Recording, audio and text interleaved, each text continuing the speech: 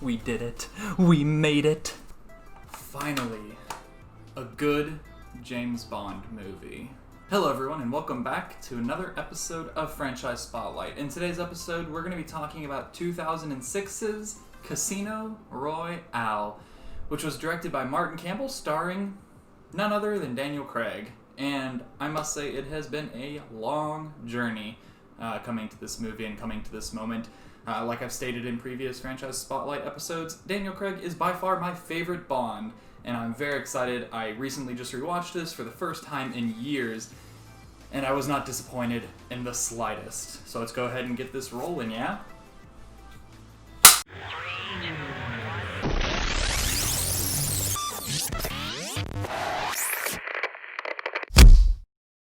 Alright, so to get this started, I do know that when Daniel Craig was originally casted as Bond, there was a lot of backlash because, well, Daniel Craig is blonde, has blue eyes, and just does not look like Bond.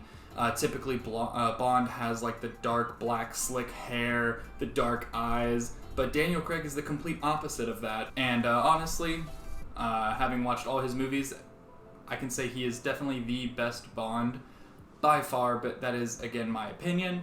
And I also grew up with that Bond, so I do know that if you grow up with like a different Bond actor as Bond, you might have a little bit more sentimental value to that actor. But speaking of Casino Royale specifically, it has by far one of the best cold opens to a movie in this whole franchise. It's completely shot in black and white, looks dirty, looks gritty, and that's the tone that they're really going for. It's much more of a realistic stakes that are in this movie, and the first time you see Bond, he just caps someone and kills him for being a sellout, being a double agent.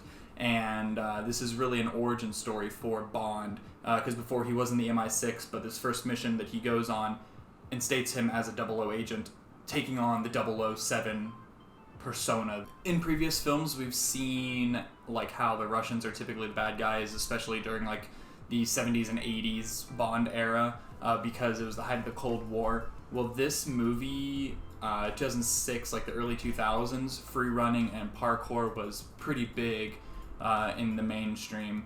So they definitely took advantage of that, and they came out with some completely ridiculous stunts. And by ridiculous, I mean just over the top, but it works so well, and I use it in a positive term, not a negative term, like how I've been using it for Pierce Brosnan movies. I've been using ridiculous in a negative term there, but in this sense of the term, I'm using it in a much more positive light because the stunts and the choreography with just free running from the construction site to a crane to climbing it to jumping off of it onto a building is absolutely awesome.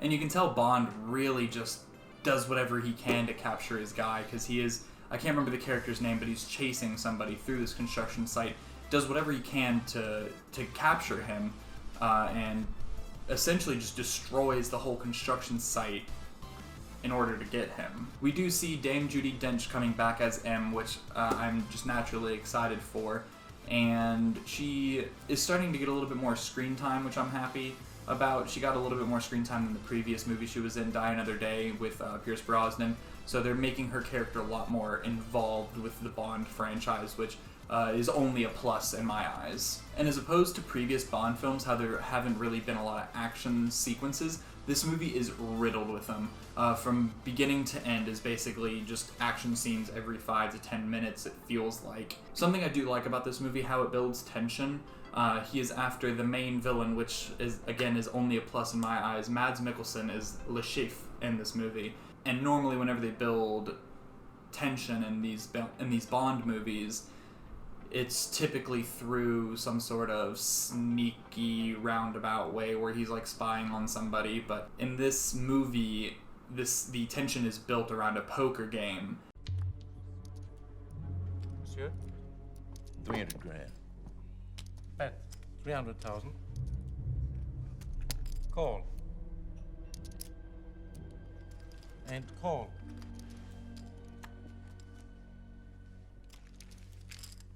Three players.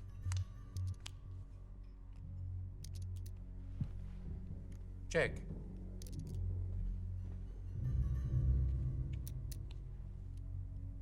Monsieur Bond.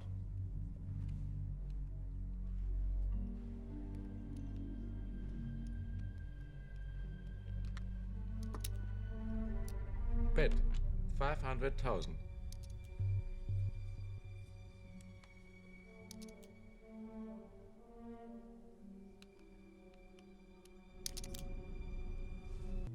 Call. Call. Gentlemen, showdown, please. Full house. Kings and aces. Monsieur Le Chiffre.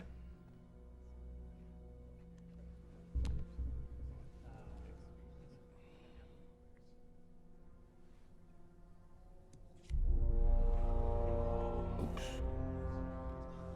It's 4 checks. Monsieur Le Chiffre wins.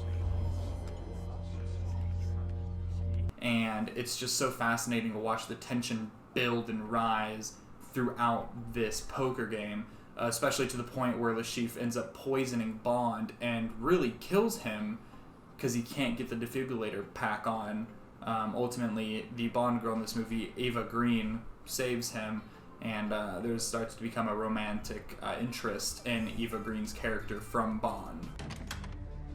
Bond's been poisoned. He's going into cardiac arrest. Stay calm. And don't interrupt, because you'll be dead within 2 minutes unless you do exactly what I tell you. I'm all ears.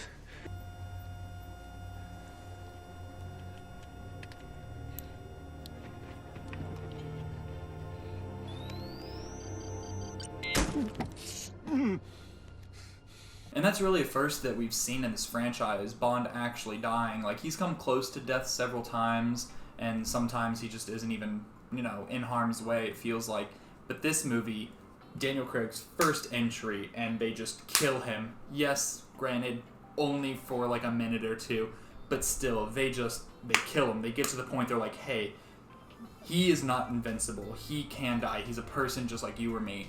And I absolutely love that approach. It's a really dark, gritty, and realistic version of Bond that we haven't seen before. And honestly, watching the whole franchise in sequential order, I can say that it feels extremely refreshing watching this.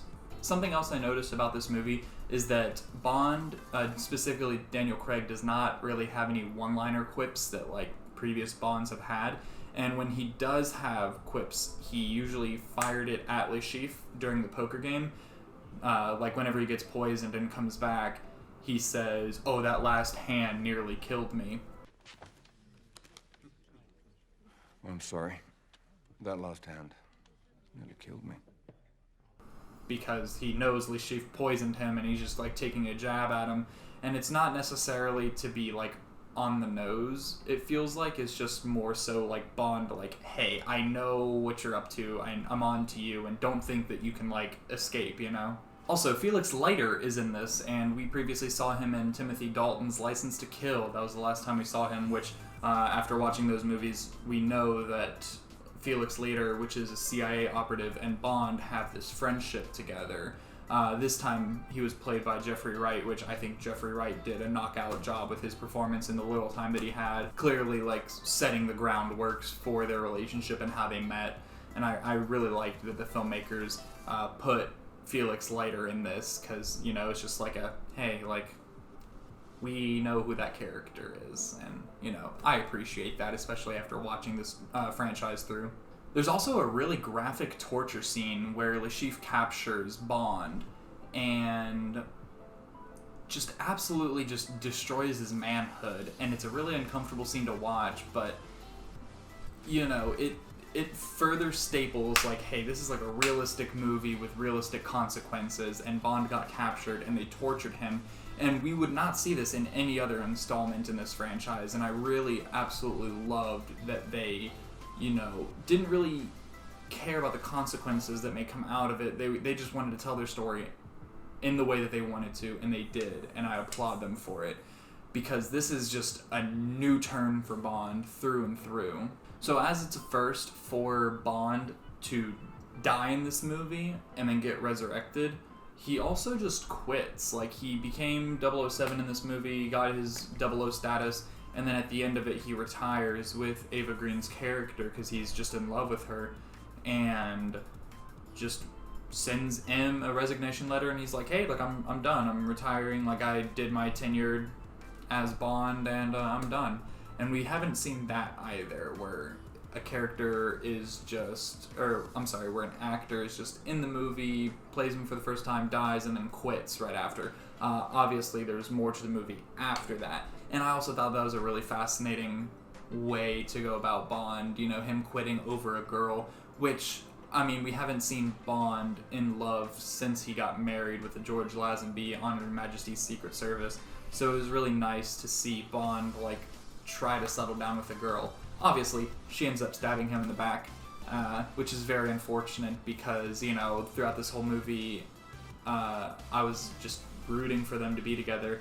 Obviously, it's been a few years since I've seen it, so I totally forgot that she just stabs him in the back, and she does, which is very unfortunate, but even to the end, even after she stabbed Bond in the back, he tried to save her and just rescue her and bring her back to life and, you know, try to be with her. But ultimately, she knew that she betrayed him, so she, like, locked herself in a cage and, you know, accepted her fate. I will say the only downside to this movie, which is my only problem with this movie, is that it feels long. I feel like there are some aspects of it towards the end showing Ava Green and Daniel Craig's character's relationship. I feel like some of that could have been cut out because this movie does have a runtime of 2 hours and 24 minutes. So I feel like that they could have cut some of that out because it does feel like it just goes on and on and on towards the end specifically. But other than that, I really didn't have any problems with it. In the end, the absolute just final sequence is what staples it for me. He tries to get the money back that was stolen from him, and it is the first time in this whole movie where he utters the iconic line.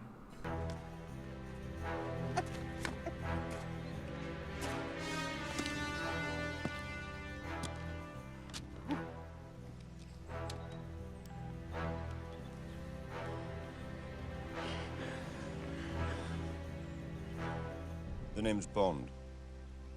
James Bond. Wow, what a great movie, I must say. This was definitely a treat to go back and watch.